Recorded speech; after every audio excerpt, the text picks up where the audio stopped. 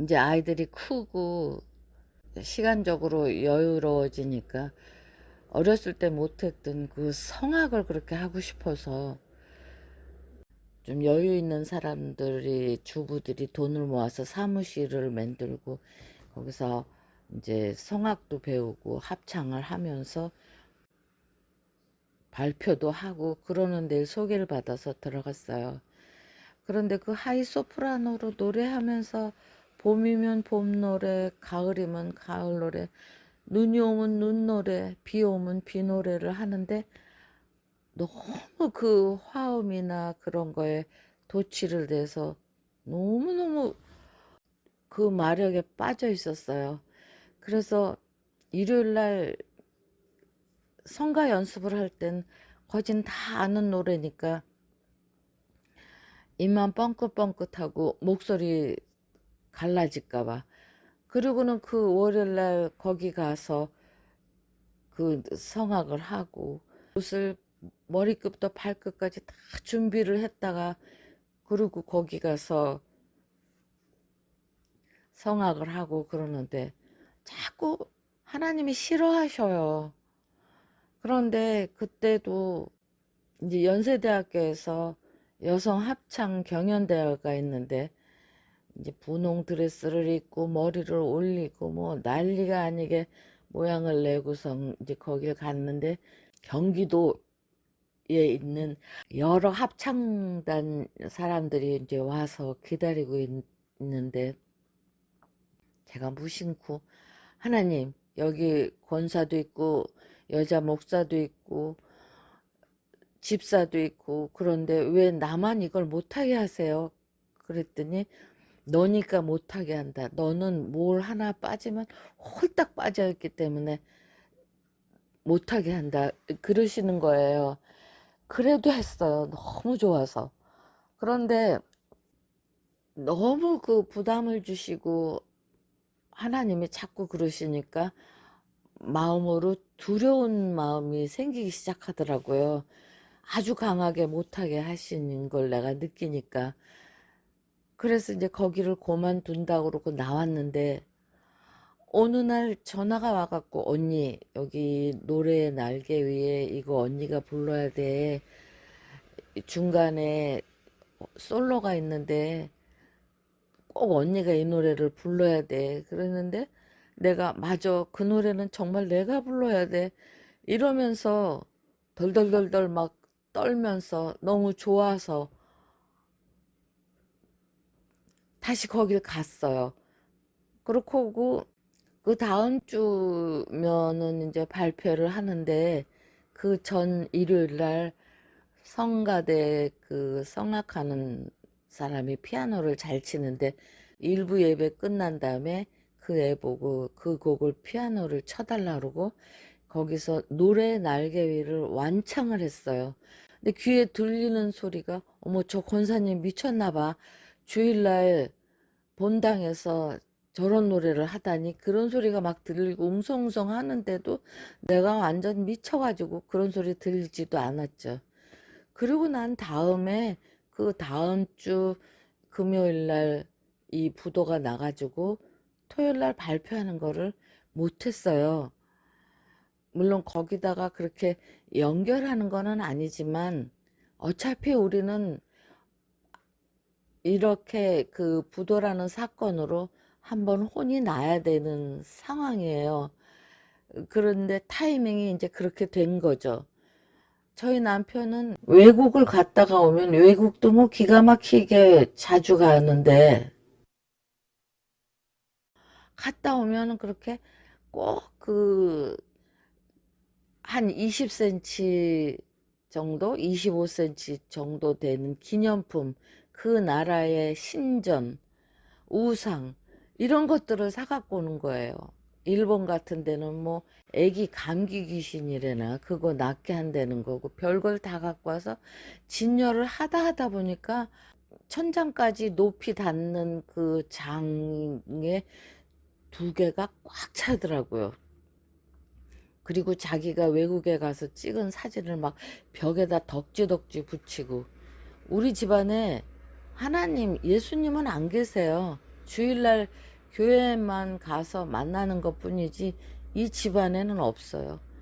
아빠나 엄마나 다 이렇게 미쳐 돌아다니고 그러니, 그러는 가운데도 신기하게 아이들 성경 공부는 가르쳤고 아이들 성경을 쓰게 했고, 이런 상황에 부도가 나서 우상들 신전 그런 것들을 갖다가 다 갖다 버렸어요. 제일 두려운 게 그것들이었더라고요. 그래서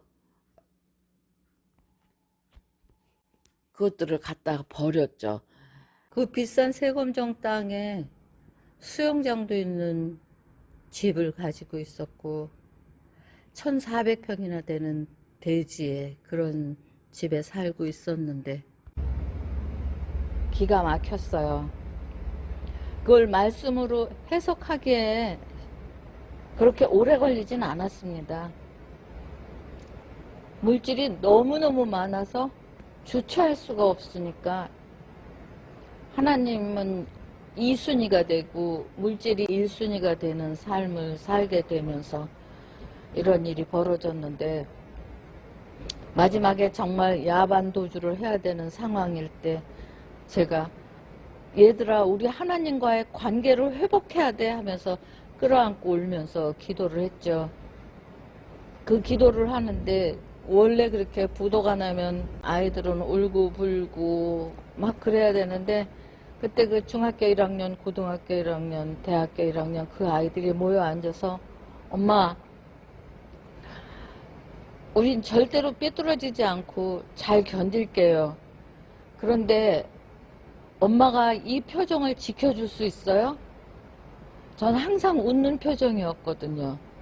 그래서 아이들한테 엄마가 그 약속은 꼭 지키겠다고 그랬더니 하는 말이, 뜨거운 여름날 지하철을 탔는데 에어컨이 고장난 지하철을 타서 너무 더워 힘들지만 언젠간 내릴 거 아니냐, 그렇게 알고 꼭 참고 견디겠으니까 엄마가 절대 술 먹고 울고 불고 무너지면 자기네들 가슴에 비수를 꽂는 거가 되니까 앞으로 닥쳐올 가난에 대해서는 걱정하지 말라, 잘 견디겠다, 그런 말을 하더라고요.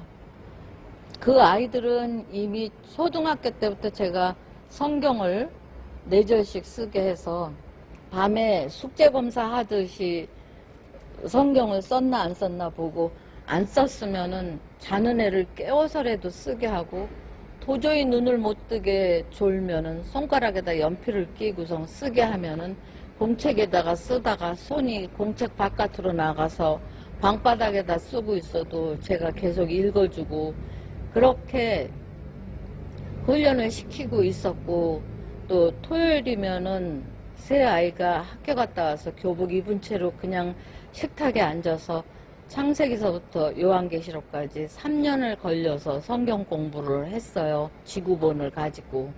그리고 끝나고 나서는 손들을 서로 잡고 기도를 하면 그 허스키한 그 변성기 아이들의 기도 소리가 너무 아름다웠는데, 하나님이 이때를 위해서 그 아이들을 그렇게 준비를 시켰었습니다. 그래서 이 일은 내 죄다, 남편의 죄다, 부모의 죄다, 꼭 있어야만 할 일. 내가 만약 하나님의 사생아였다면 이런 부도 사건을 주지 않았을 텐데, 하나님의 딸, 하나님의 아들이기 때문에 더 이상 니네는 이렇게 살면은 안 된다 하고 매를 치시는 거구나 라고 해석이 됐습니다. 그래서 울지 않았습니다. 그 밤에 너무 두려운 나머지 짐을 막 대충 싸가지고 바로 위에 언니네 집으로 들어갔는데, 다행히 그 언니가 마다하질 않고 그 집 마당에 짐들을 다 풀어놓고 그 집에서 이제 살게 됐습니다. 갈 곳이 없었기 때문에. 근데 그 집에 말도 못하는 불편을 주는 거죠. 그 집도 아이 둘이 있고 가정이 있는 건데, 언니가 너무 불편해하고 내색을 하기 시작을 해서 아이들을 차에 태우고 돌아다니면서 여관마다 방을 청했는데 이렇게 때로 다니는 사람들은 여관에서 방을 안 준다고 하더라고요. 타임제로 하는 사람만 준다고 하더라고요. 그래서 아이들이 이제 차 속에서 계속 졸면서 나는 돌아다니다가 결국은 다시 언니네 집 주차장에 와 있어서 전화를 걸었어요. 언니 너무 갈 데가 없어서 다시 왔다고. 그랬더니 언니가 그럼 들어오라고 그러는데 아이들이 자다가 눈을 뜨고는 시작할 때도 주차장이 없고 새벽에 또 눈을 뜨니까 밤에 주차장이니까 어떻게 된 일이에요 엄마 그러더라고요.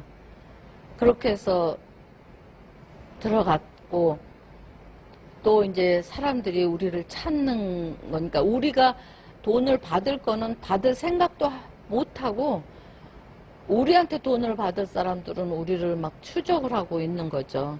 그래서 이제 산 이름은 갑자기 생각이 안 나는데 거기에 남편 친구가 식당을 하는데 들어가서 있었어요. 근데 그 부인이 그러더라고요. 당신들은 꼭 일어날 거라고. 왜요? 그랬더니 부도 나서 여기에 잠깐 온 사람들 보면 부부가 그렇게 싸운대요. 너 때문이다, 너 때문이다 이러고. 근데 우리는 서로 끙끙대면서 살펴주고 그러는 거 보니까 당신들은 꼭 일어날 거라고 그런 얘기를 하더라고요. 그러고 있다가 마침 언니가 일산에 빌라를 짓고 있었어요. 그래서 보증금 없이 거기를 들어가서 일단 처음에 이 언니네 빌라를 들어갔는데도 너무나 황당한 일이 있었던 게 자기는 6.25 때도 이런 집에 안 살아봤다고 그러면서 도저히 자기는 못 살겠다 그러는 거예요. 그래서 내가 너무 기가 막혀서 그때 그 일산교 다리 건너갖고 중산 사거리에 지금 현재 있는 산들마을 아파트 자리가 저수지였거든요. 거기 들어가서 내가 빠져 죽을 테니까 너는 딴 데 가서 잘 먹고 잘 살아라. 네가 망했는데 아이들도 들어간다고 그러는데 뭐가 잘나가지고서는 쥐뿔도 없으면서 거기 들어가서 못 살겠다고 찡찡거리냐고. 그리고 막 물속에 들어가고 끌어내면서 미안하다 잘못했다 이러고 다시 또 들어가고 또 나오고 이러면서 영화를 찍었답니다. 언니네 빌라로 들어가서 얼마 안 있다가 남편과 아이들이 거기 중산 마을 쪽에 보면은 국민은행 연수원이 있거든요. 그 연수원 앞에 약수터가 있는데 약수물을 기르러 간다고 갔다가 아이들이 뛰어와서 그러는 거예요. 엄마 어떤 무서운 아저씨들이 와서 아빠를 잡아갔다고. 이제 저희도 사업을 진행하던 중이었으니까 받을 돈이 있는데 저희 남편이 직접 나서지는 못하고 그 밑에 사람들이 영업했던 사람들이 그것들을 받아다 줘야 되는데 상대방 측에서 우리가 부도 났다고 그러는 거 아니까 안 주려고 그러기도 하고 그 사람들이 연락도 되지 않고 그러나 우리가 줘야 될 거 그런 입장에 있는 사람들은 혈안이 돼서 이제 저희 남편을 찾았을 거 아니에요. 그래서 한 이틀을 그렇게 연락이 없었어요. 그런데 아이들이 그러는 거죠. 엄마, 만약에 아빠가 우리만 잘 살으려고 따로 돈을 챙겨놓고 부도를 냈으면은 나는 편하게는 살지만 아빠를 존중하지 않았을 텐데 아빠가 최선을 다하고 이렇게 된 거기 때문에 나는 아빠를 존경하고 엄마 아빠한테 배운 거는 정직이라고 그런 말들을 하더라고요. 지나간 동안에 내가 이 아이들을 어떻게 길렀나 돌이켜 보면서 내가 나름 참 흐뭇했어요. 저는 이제 아이들을 혼낼 때라도 이제 남자아이가 셋이니까 아빠가 셋이잖아요. 그래서 그 아이들이 이 다음에 가정을 이룰 때 정말 좋은 아빠가 되기 위해서 항상 너는 아빠가 될 사람이 이렇게 하니?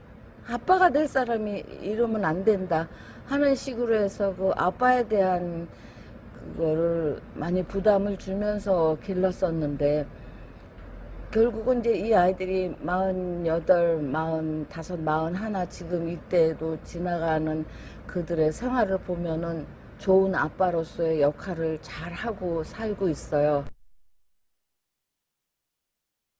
일단 일산으로 이사 와서 아이들을 전학을 시키지 않은 상태이기 때문에 제가 롯데백화점 앞에 정발산역에 아이들을 내려놓으면 그 교복 입은 아이들이, 그 아이들은 기사가 있어서 학교를 왔다 갔다 했기 때문에, 또 제가 81년도서부터 제 개인 자가용이 있었고 그 버스나 무슨 지하철이나를 타본 적이 없는 아이들이라 엄마 저 많은 사람들 앞에서 어떻게 차를 탈 수 있지? 그러면서 해서 내가 네가 도저히 니네들이 타질 못하면 여기서 한 20분 기다리고 있다가 니네들이 그래도 못 타서 올라오면은 학교까지 데려다 주겠다. 내가 회사 출근을 좀 늦더라도. 그렇게 했는데 두루룩 내려갔던 애들이 다시 두루룩 올라오더라고요. 그래서 왜 그러나 그랬더니 그 껌껌한 거기서 이빨을 하얗게 이빨만 씩 내놓으면서 웃는 거예요. 해보겠다고 그러는 거겠죠. 그렇고 아이들이 견뎠어요. 그러나 밤에 그 사람들 사이에 전철역에서 빠져나오질 못했고 뭐 잠들고 뭐 있고 그랬고 12시까지 애들이 안 들어오고 소식이 없어서 애가 타면데 전화가 오면은 여기가 남태령이에요, 뭐 남서울이에요, 뭐 생전 들어보지도 못한 곳에 아이들이 있어서 거기에 가만히 있으라고, 되돌아오다 또 아이들 잊어버릴까봐 그대로 두고 저희가 달려가고 그랬었습니다. 그런데 일단 골로 들어갔는데 본인의 부부도 그 빌라를 지어가지고 이제 월세를 받아서 생활하려고 그랬는데 우리가 그 한 칸을 차지하고는 월세를 못 내고 그러니까 형부도 대출 받아서 짓고 그랬으니까 부담은 갔을 거예요. 피아노도 팔고 결혼 반지도 팔고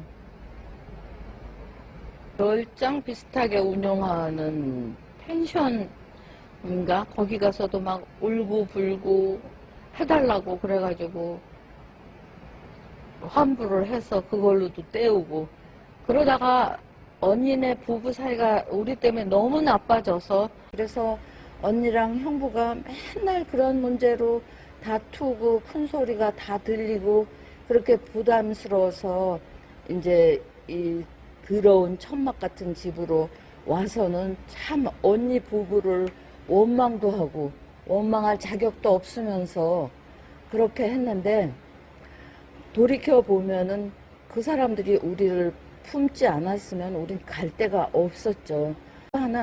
하나님께서는 언니네 집이 완성이 될 때쯤까지 참으셨다가 저희들을 건드리신 거죠. 그 전에도 더 참을 수 없고 속상하고 화가 나셨을 텐데도 참고 있다가 그렇게 갈 곳을 예비해 두시고, 그래서 하나님께서는 또 견딜 수 없는 고통은 안 주신다고 그러잖아요. 이제 1,000만 원에 10만 원짜리 월세를 찾으러 다니는데 그 제가 아는 아이가 언니 그런 거는 부동산에서 찾는 게 아니라 전보선대 같은 데에 붙어 있는 걸 보고 찾아야 된다고. 그래서 전보선대마다 돌아다니면서 보다가 그 비닐하우스 같은 집에서 도저히 견딜 수가 없어서 비만 오면은 막 지렁이, 개구리, 진해, 논 우렁이 같은 것들이 막 기어들어오고 그래서 너무 힘들고, 또 옆집에 사람들은 왜 그렇게 술만 먹고 싸우고 치우질 않아서 냄새가 나는지 그 비닐하우스 집 같은 데서도 다 망하고 인생 끝난 사람들이 모여 사는 거기서 제가 너무 힘들어서 하나님한테 그랬죠. 경제적으로 회복이 돼서 못 나가면 제가 죽어서라도 이 집을 나가겠죠.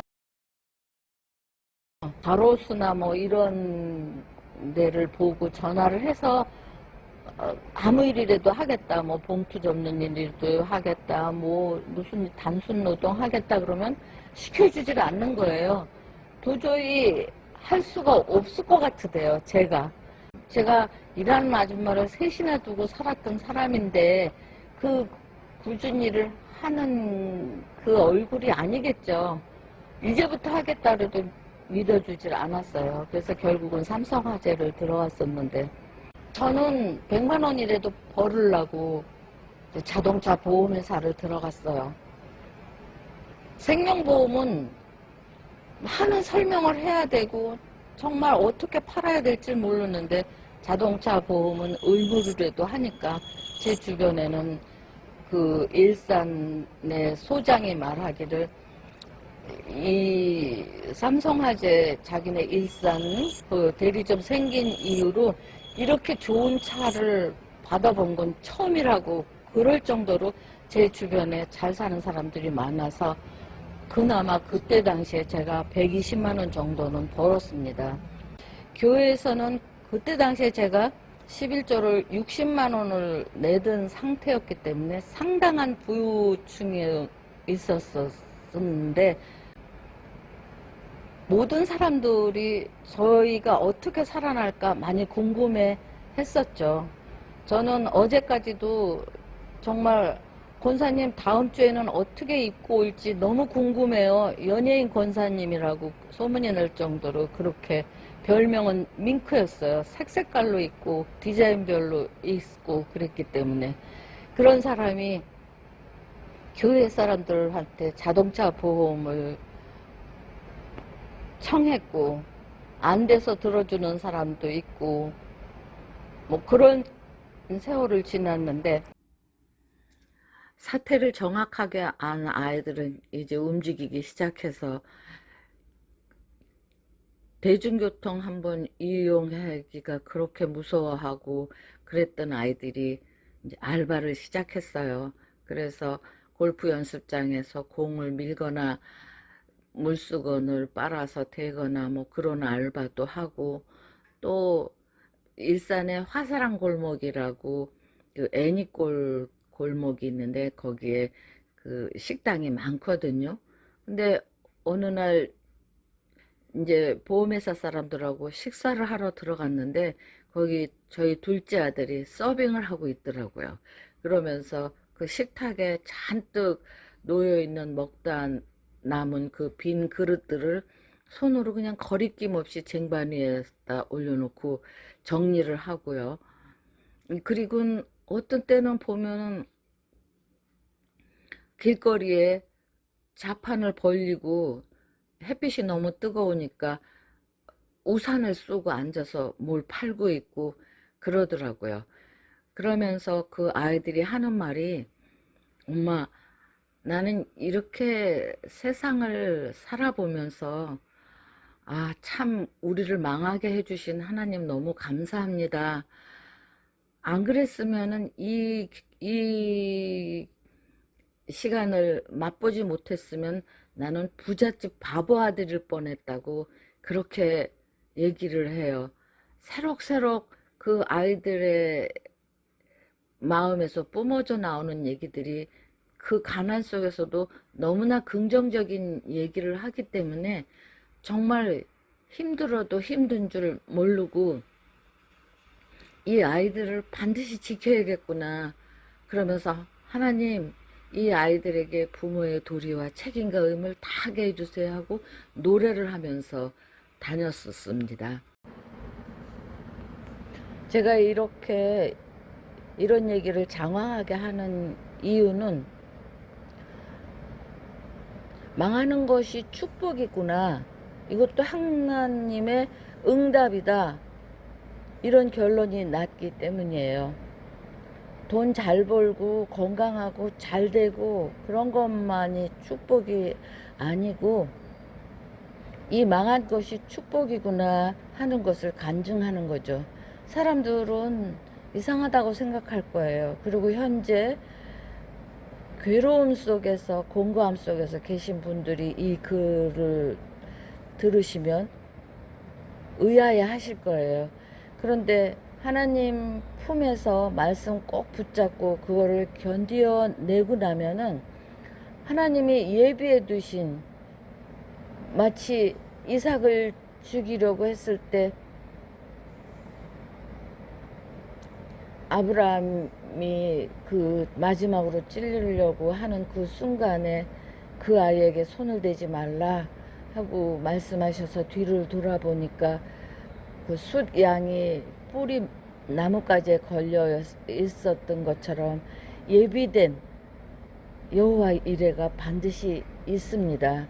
그러나 그 기간 동안에 우리가 어떻게 지나고 있나? 하나님은 함께 하고 계시기 때문에 불평을 하고 있나?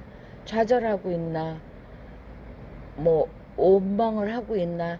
이런 것들을 다 보고 계시죠. 물론 이 고통 속에 깔깔대고 웃기만 하고 산 건 아니에요. 욕할 대로 욕하고 싸울 대로 싸우고 보따리 싸서 나간다고 대문 앞에서 그럴 때 또 아이들이 잡아 끌어들이고, 왜냐하면 저희 남편이, 시아버님은 그때 당시도 지방대학교 총장이시고 어머니는 돌아가셨지만 서울의 어떤 대학의 가정과 교수고, 어려서부터 곤고함을 모르고 살았고 그저 말만 하면 해결이 됐던 사람이니까 이 벌어진 상황에서 어찌할 바를 모르면서 예전 것을 버리지 못하고 사람을 그렇게 환장하게 하는 사건이 있으니까 번번이 부딪힐 수밖에 없죠. 그러나 이제 가는 길은 하나, 오직 하나님께서 우리를 이대로 두진 않으실 거다 하는 그런 소망적인 바람이 있었고, 그래서 이제는 말할 수 있는 게, 시간이 다 지나고 보니까 그때 망하지 않았으면, 우리 아들 말 맞다나, 엄마 안 망했으면은 우리는 부잣집 바보 아들일 뻔했는데, 지금 그때 그 사건으로 자기가 짐을 싸면서 내가 갖고 있었던 게 이렇게 많았나? 이렇게 생각을 했다르고, 그 고생 끝에 지금 자기 가정을 꾸리는 생명력이 있잖아요. 생활력이. 그래서 이 어려운 시기에서도 뚫고 나가고 하는 그 자생력은 그때 어렸을 때 겪었던 그것이죠. 내가 가리킬 수 없는, 나는 너무나 안타깝고 사랑스러워서 그 아이들을 그 고난의 속에, 그 지독한 가난 속에 밀어놓을 수 없어요. 내 살을 잘라서 팔더라도 채워주겠죠. 하나님만이 다음을 위한 삶을 위해서 그런 시간을 허락할 수 있는 거예요. 그래서 내가 해줄 수 없는 것을 하나님이 해주셔서 지금 돌아봐도 울타리가 되어 있는 내 아들들을 제가 지금 여러분들에게 간증을 하죠. 아니, 이 년놈들이 망한 년놈들이야, 성한 년놈들이야, 다 죽어가는 얼굴로 울고불고 해도 시원치가 않을 텐데 왜 이렇게 히히닥거리고 웃고 그렇게 하는지 모르겠다고 엄마가 그랬어요. 물론 울 땐 울죠. 슬퍼할 땐 슬퍼하고. 그러나 마음속 한 구석에 하나님이 이대로 두진 않으실 거라는 그런 어떤 희망이 가져. 지금 큰아이는 이제 장손이라고 시아버님이 데리고 가셔서 이제 학교도 보내고 그러고 있었고, 둘째 아이는 그렇게 아르바이트를 하고 막 그러다가 이제 수원대학교를 붙었어요. 근데 그때 당시에 제가 이제 보험회사를 다니면서 제가 120만 원, 100만 원 그렇게 벌을 때고 남편은 아직 백수 때였잖아요. 근데 일단 아이의 길을 꺾을 수는 없고 그래서 시험은 보게 했는데 등록금은 없는 거예요. 그, 친척들한테도 꼽아야 별 신통한 답이 없고 그러는데 이제 아침에 조회를 하고 있는데 무슨 말 끝에 우리 아들이 대학교 붙었다 그랬더니 어떤 애가 어느 대학교? 그래서 수원대학교 그랬더니 아유 언니 그까진 대학교 붙었다고 무슨 자랑을 하니 나는 무슨 서울대학교나 뭐 그런 데인 줄 알았지 이러는데 제가 눈물이 왈칵 쏟아졌어요. 우리 아들이 공부할 그런 상황도 아니고 엄마한테 보탬되려고 알바도 하고 그러면서 다니면서 대학을 붙었는데 그랬더니 옆에 있는 애들이 얘 너는 어쩜 그렇게 말을 하니 언니 사정을 뻔히 알면서 축하는 못할 망정 그러고 막 빈정대고 난리가 났어요. 그랬더니 그 말했던 애가 얼굴이 새빨개지면서 언니 미안해 그 대신 내가 등록금 꿔줄게 그러는 거예요. 그래서 고마운데 그냥 꿀 순 없고 내가 밍크 맡길게 그래갖고 이제 롱 밍크를 맡기고 그이가 등록금을 해줘서 일단 입학을 했죠. 결국은 아이들이 다 우리 집 사정을 아니까 열심히들 해서 전액 장학금으로 학교를 졸업을 했어요. 그런데 그 순간에도 하나님이 개입하셔서 그 사람이 그렇게 말 안 했으면 그냥 넘어가고 말 일인데 그러면 등록금을 만들 그런 게 없을 텐데 그 애가 말 실수해갖고 주변에서 그렇게 서로 빈정거리고 하니까 그거 만회하려고 등록금을 꿔주고 그랬던 거잖아요. 이거는 절대 우연이 아니죠. 하나님이 개입하시는 거죠. 그리고 이제 셋째 아들 막내까지는 도저히 대학을 보낼 수가 없는 상황이에요. 그래서 아들아 대학은 가지 말고 그냥 열심히 운동해가지고 그냥 프로를 따라 그렇게 얘기는 했는데 그 마음이 편치가 않잖아요. 그래서 이따가 불현듯 원서를 놓아봐봐 붙든지 안 붙든지 한번 시험이나 볼게 그랬더니 얼굴이 그냥 화색이 돌면서 여기저기 원서를 놓았고 결국은 이제 세 군데를 넣게 됐어요. 그때 당시에는 마지막 시간까지 막 헐떡거리면서 원서를 놓았었는데 이제 골프학과는 지방에 있어갖고 건국대학교도 그러고 중부대학교도 그러고 성인대학교도 그러고 멀리 있잖아요. 지금 현재 우리 이 막내는 자기가 골프 치는 걸로 해서 골프협회에서 받아낸 그 레슨 프로 자격증은 있었거든요.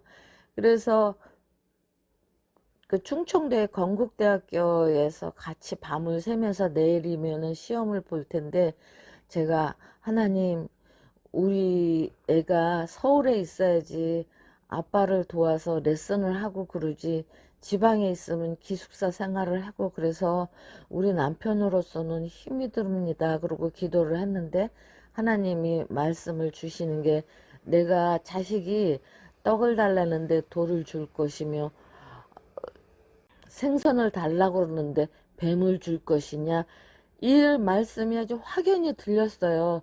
그래서 아 서울에 있는 대학교를 붙겠구나 그랬는데 아무렴 서울에 있는 대학을 붙었죠. 언니가 내어준 그 중산 빌라에서 그냥 편안하게 살았더라면 있을 수 없는 일. 그런데 하나님께서 언니와 형부를 통해서 우리에게 자꾸만 부담감을 주고 자극을 주어서 도저히 월세를 낼 수가 없는 상황이고 미안하고 그런 관계로 해서 거기를 벗어나서 버스로 6정거장 되는 정도의 거리로 그 비닐하우스 지하 단칸방으로 이사를 갔던 거거든요. 그런데 아이들은 학교를 가고 저는 이제 그 보험회사를 다니고 빈집에 있는 남편은 시간을 보낼 데가 없으니 동네를 돌아다니다가 그 길 건너에 골프 연습장이 있다는 것을 알고 들어가게 됐잖아요.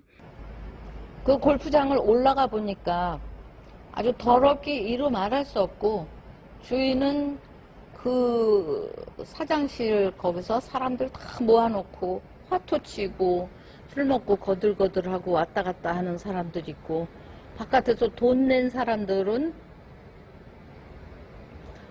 레슨도 못 받고 그냥 연습만 하고, 그래서 처음엔 이제 시간 보내려고 돈을 내고 거기를 들어갔는데, 보다 딱하니까 청소도 해주고, 또 화투 치는 사람이 가서 밥 사오라 그러면은 내려가서 1층에서 밥 사서 쟁반 들어다 주고, 화장실 청소도 해주고. 옛날엔 청평에 모타포트도 있었던 그런 부유한 사람이 낮아질 대로 낮아진 그 시간에 순종을 하고, 거기서 이제 있다가 사장이 어떤 때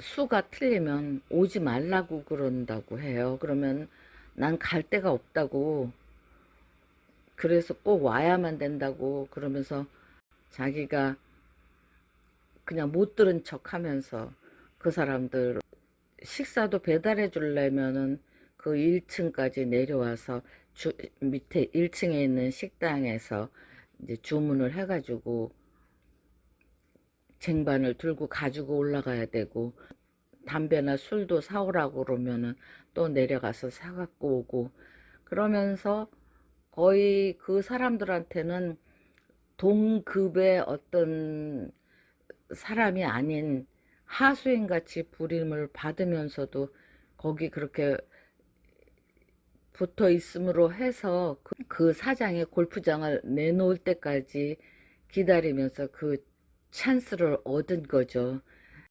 제가 언젠가 하나님께 다른 문제로 막 기도를 하면서, 하나님 꼭 해주실 거죠? 해주셔야 돼요.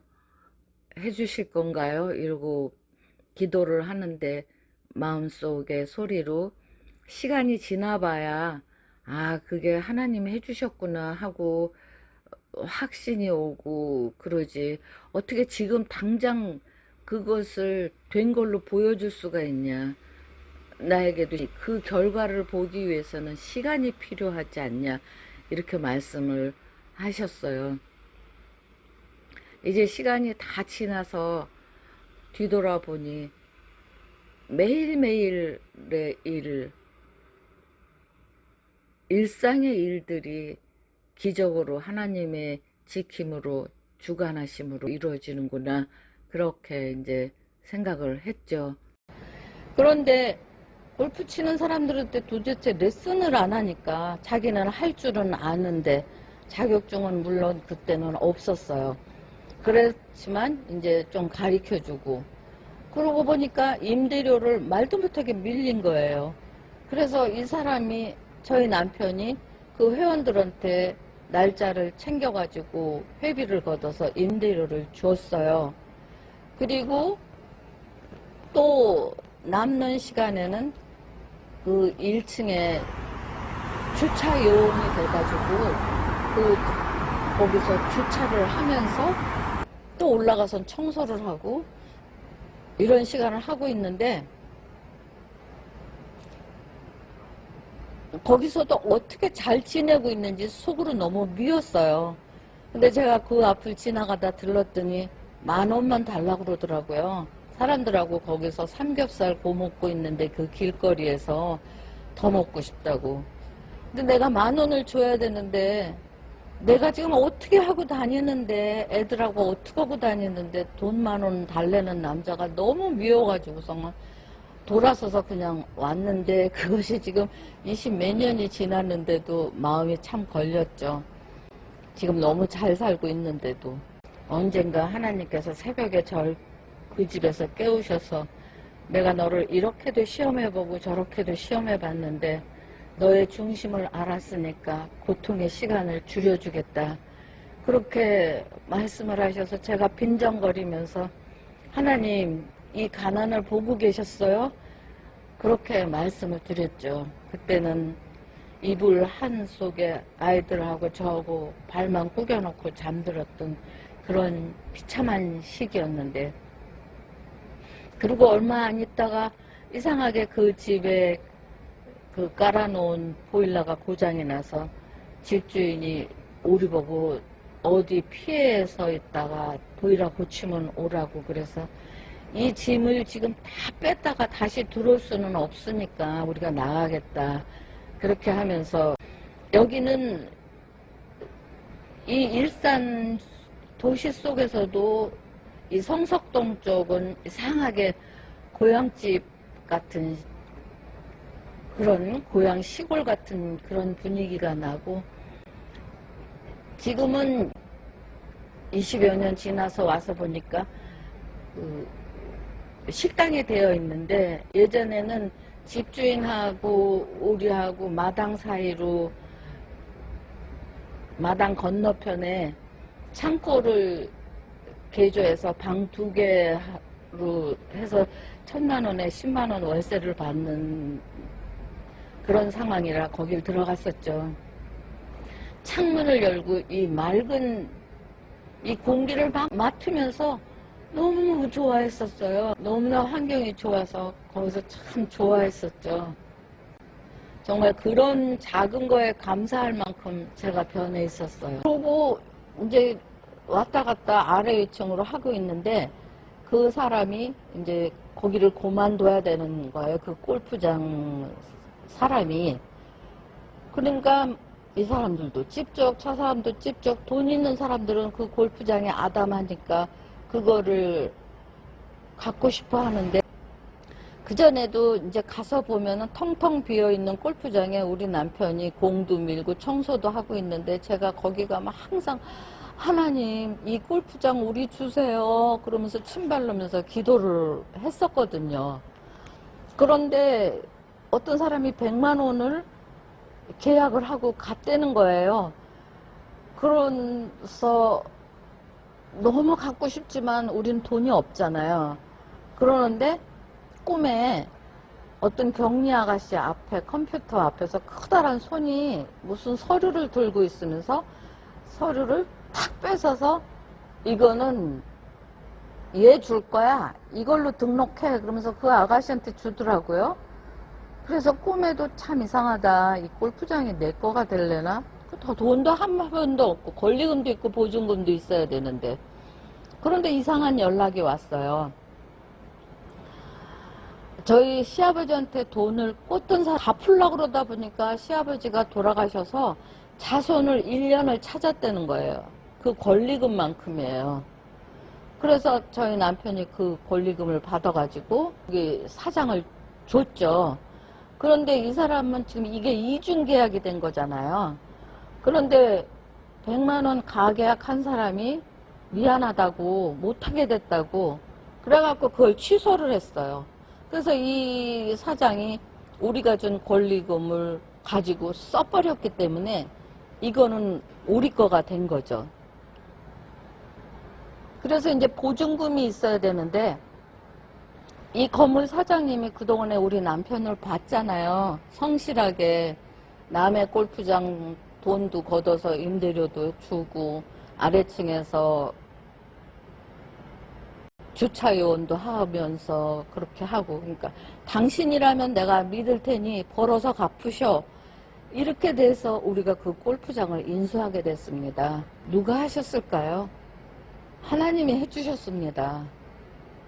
부도나고 3년을 지켜보셨어요. 우리가 원망을 하고 있나, 아니면 하나님과의 관계를 회복하려고 애를 쓰고 있나, 자기 잘못을 회개하고 있나 보셨던 거예요. 항상 하나님이 보고 계시다는 것은 저는 신앙생활 50년을 하면서 말씀으로 체험을 하죠. 그 골프장을 얻었는데, 그런데 한편으로 그걸 얻기 전에 저의 보험회사 생활은 어떻게 됐냐면, 이제 온 아는 사람은 다 끌어서 보험을 들어서 하다가 더 이상은 개척을 하지 않으면 안 되기 때문에 지금은 문자로 보내지만 그전엔 일일이 다 가게들을 들어가서 전단지를 주고 친해지고 막 가서 일을 해주고 이러면서 회원을 얻는데, 그 가게에 저만 들어가겠어요? 온 회사 사람들이 다양하게 다 들어가고 그러죠. 그러니까 귀찮아하고, 저도 그런 반응을 살아보지 않은 터라 정말 너무나 마음이 불편하고, 그래서 이제 텔레마케팅 하는 데로 들어갔어요. 거기는 아침 9시부터 저녁 6시까지 계속해서 전화로 사람들한테 그 자동차 보험 만기가 돌아왔다, 뭐 얼마에 해주겠다, 뭐 이런 대화를 하는 건데, 들어는 갔지만 아는 사람한테 전화하는 건 상관이 없는데, 문을 열고 가게를 들어가는 것만 아니지 전화를 한다는 건 너무너무 불편했어요. 전화를 막 돌리면서 전화가 울리면 속으로 제발 받지 마라, 제발 받지 마라 이래요. 그 사람이 여보세요 그러면 그냥 얼떨결에 얼떨이 옷으로 그냥 안녕하세요 뭐 무슨 화제 누굽니다 이러면서 얘기를 하면 하는 중에 끊는 사람, 욕하는 사람, 듣는 사람, 뭐 들어준다는 사람, 들어준다고 오라고 그래 놓고는 가면은 안 된다는 사람, 별 사람이 다 있으면서 저의 그 전화로 그 이 상품에 대해서 확신을 갖고 하게끔 그 언변이 능숙해지는 걸 배웠어요.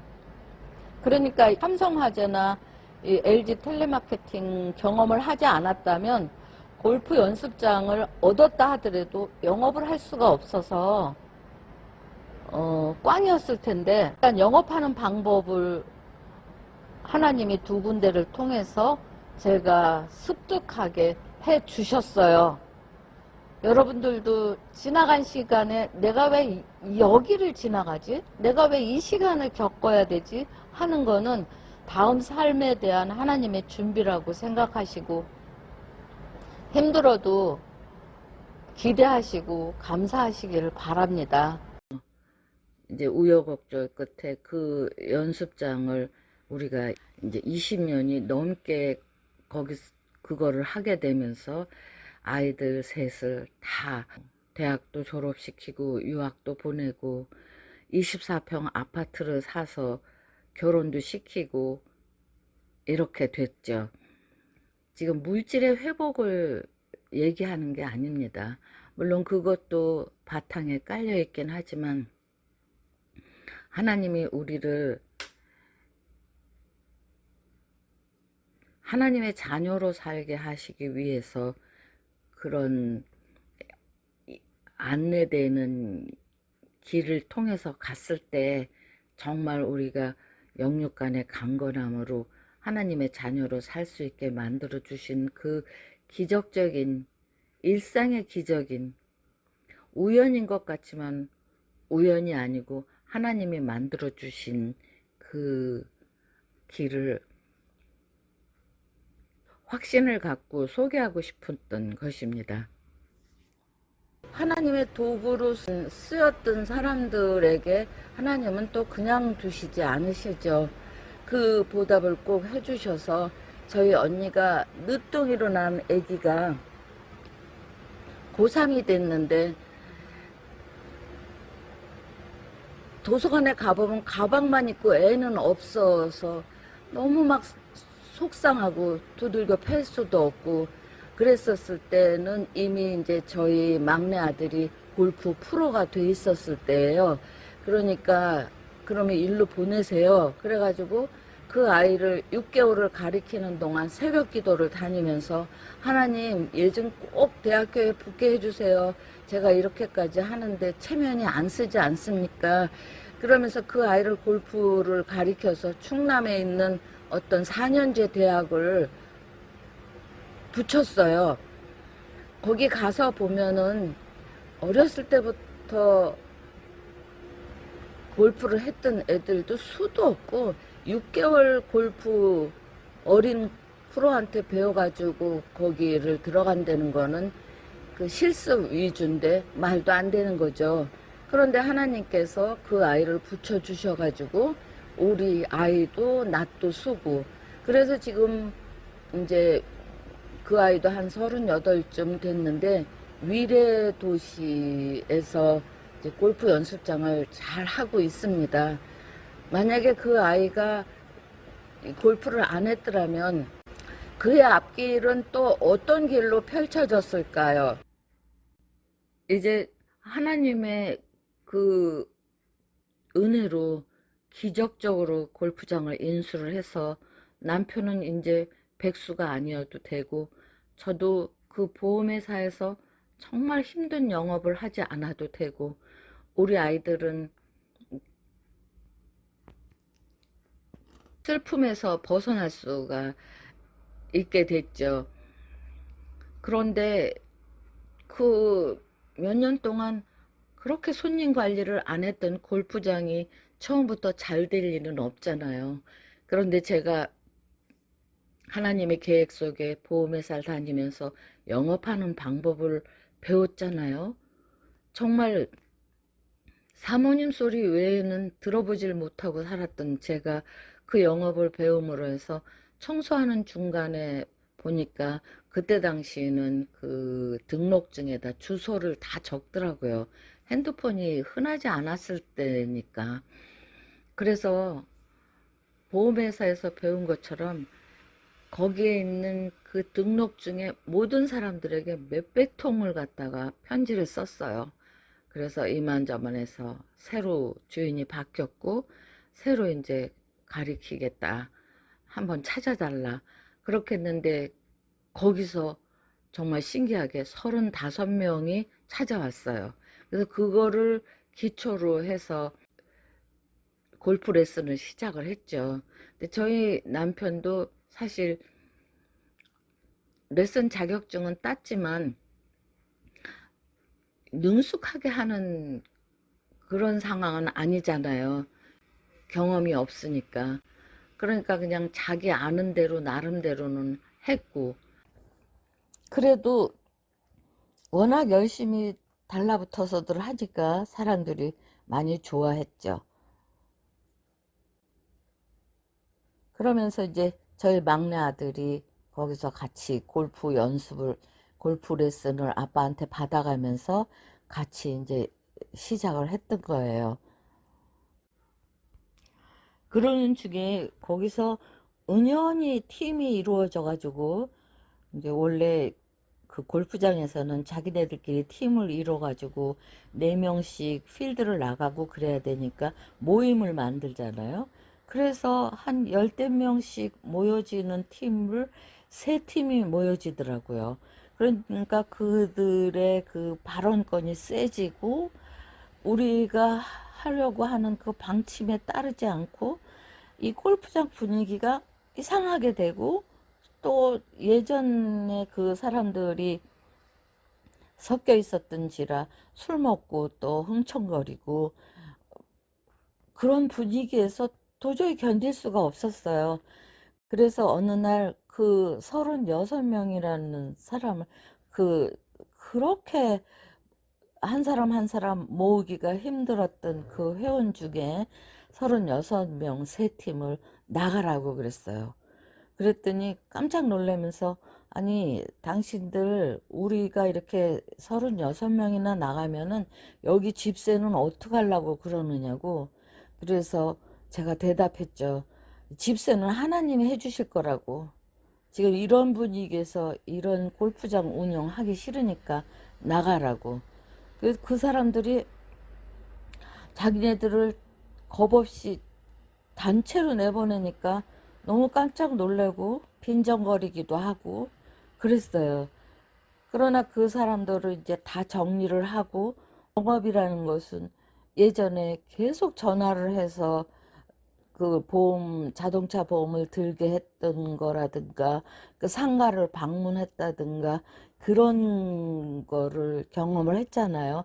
그런데 이 일산의 보험은 길거리에 거리대가 있어갖고 서울하고 다르게 그 뭐 간장게장, 파산, 에어로빅 뭐 이런 프랜카드들을 다는 거를 이제 눈에 띄었어요, 갑자기. 그래서 나도 저거를 한번 해봐야겠다. 그래갖고 프랜카드를 만들어서 가가지고 신청을 해서 달아보니까 정말 전화가 오는 거예요. 근데 전화가 와도 자신 있죠. 1년 동안 제가 얼굴 안 보고 그 사람으로 하여금 그 보험을 들 수 있도록 제가 설명을 했던 언변이 있잖아요. 그러니까 우리 골프장에 대해서, 우리 레슨에 대해서 제가 설명을 하면 그 사람들이 도대체 어떻게 생기셨나 한번 보고 싶다고, 너무 재미있으시다고, 너무 확신이 간다고, 기타 등등 하면서 상담한 사람의 한 70%가 찾아오기 시작했어요. 그렇게 해서 등록을 하고 친구를 데리고 오고, 또 기존에 있던 사람이 그대로 눌러 앉아서 재등록을 하고, 이래 가면서 서서히 우리에게는 가난의 그 아픔은 없어졌죠. 골프 연습장을 하고 있는데 불현듯 하나님께서 망친 분, 이런 단어를 주시는 거예요. 망친 분? 골프 망친 분? 자꾸 되뇌이다가 프랜카드 내용을 바꿨어요. 그래서 골프 망친 분, 왕초보, 이런 식으로 프랜카드 내용을 바꿔서 달았더니 신규보다 골프 하면서 망치고 잘 안 되고 하다 말고 이런 사람들이 어떻게 뚫을 방법이 없고, 어떤 프로를 만나서라도 대화를 할 계제가 없었는데 망친 분이라는 프랜카드를 다루니까 그렇게 전화가 오더라고요. 그래서 코로나 때문에 그렇게 힘든 시간에도 하나님께서 적극적으로 밀어주셔서 마치 이집트의 고센 땅에 있는 이스라엘 사람들처럼 아무 문제 없이 잘 지내고, 하나님 아버지, 하나님이 저희에게 함께 동행해 주시고 먼저 움직여 주시고 사랑해 주시고 삶을 주관해 주신다는 증거를 사람들에게 설명하기 위해서 지난 날을 반추하다 보니 벌써 26년 전의 일들이 돼버렸네요. 지금은 남편은 77살이 됐고 저는 70살이 됐고, 그 어렸던 아이들이 48, 45, 41가 돼서 각자 자기네들 가정을 이루며 삶을 살고 있죠. 막내가 아빠가 운영하던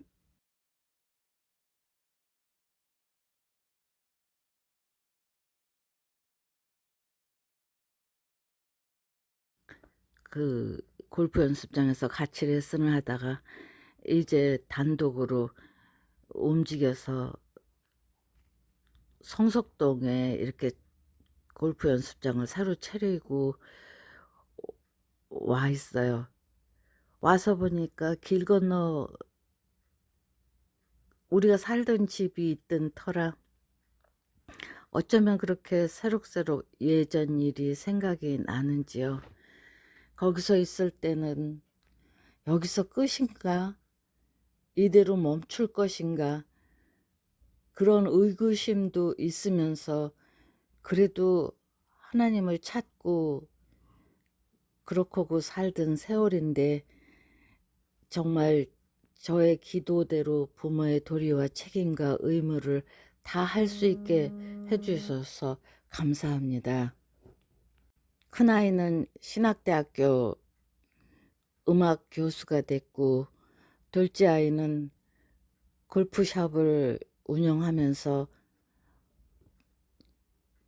그 어렸을 때 아르바이트 하고 그랬던 그 모든 것이 자양분이 돼서 생활력을 갖고 그렇게 살고 있고, 막내는 이렇게 골프 연습장을 하고 있습니다. 오늘 남편하고 차 속에서 이 얘기 저 얘기 하다가,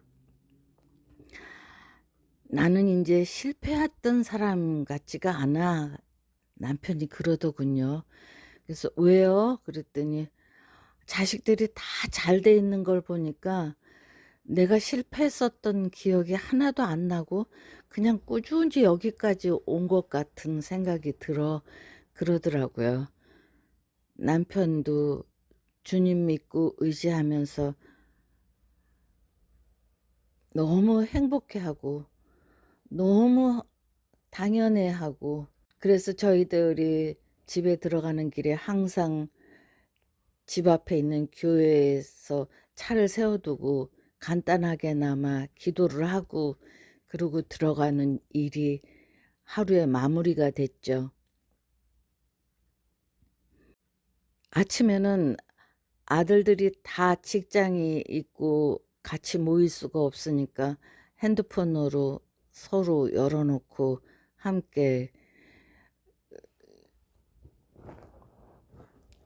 매일 하나님께 감사의 기도, 또 앞날에 대한 의뢰, 매일 아침 하나님을 만나고 그런 삶을 살죠. 잠시 물질에 취해서 하나님을 서운하게 한 적은 있었지만, 그래도 내 자식들에게 신앙의 대를 고지곳대로 이어지게 해주셔서 하나님 감사합니다.